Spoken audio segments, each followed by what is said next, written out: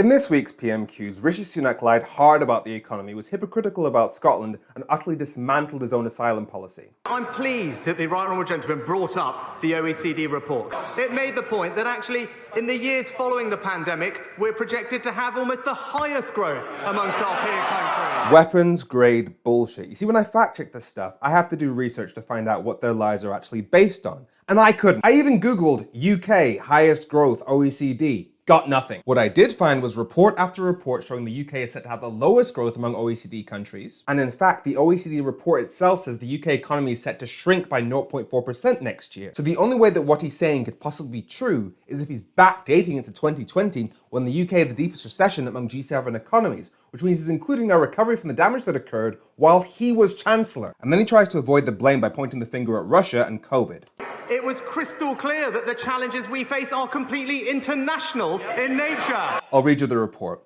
Higher interest rates, elevated energy and food prices, and weak confidence are affecting the United Kingdom, where output is projected to contract by 0.4% next year. Now, the Bank of England said they increased interest rates because of high inflation, and the UK had the highest inflation in the G7. And the Bank of England recently confirmed that Brexit has been adding to the cost of food, so you can't just blame the war. And after the Supreme Court ruled today that Scotland can't have a referendum on leaving the UK without the UK government's permission... When it comes to Scottish democracy, I'm pleased that the Scottish Government has one of the most powerful devolved assemblies anywhere in the world. The sheer hypocrisy. He took us out of the EU by arguing that the UK Parliament didn't have enough sovereignty or freedom, even though clearly we were free to leave at any time. And now that officially Scotland doesn't have the freedom to leave at any time, he's saying, no, that's more than enough sovereignty for you. And on refugees. 1 year since 32 people lost their lives in the Channel. And does he concede that this would not have happened if there were safe and legal routes into the UK? But that is why it is so vital that we break the cycle of criminal gangs that are exploiting people and trafficking them. And that's what the Home Secretary is focused on. Let's listen to the Home Secretary. Just a bit of role play. I'm a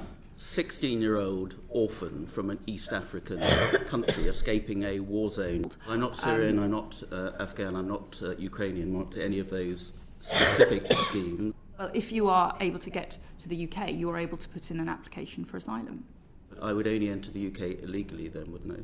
Well, that would, if you put in your application for asylum upon arrival, that would be the process that you enter. So Home Secretary Suella Braverman just admitted that the Tory failure to provide safe and legal routes for refugees is the reason why people have to cross the Channel quote-unquote illegally.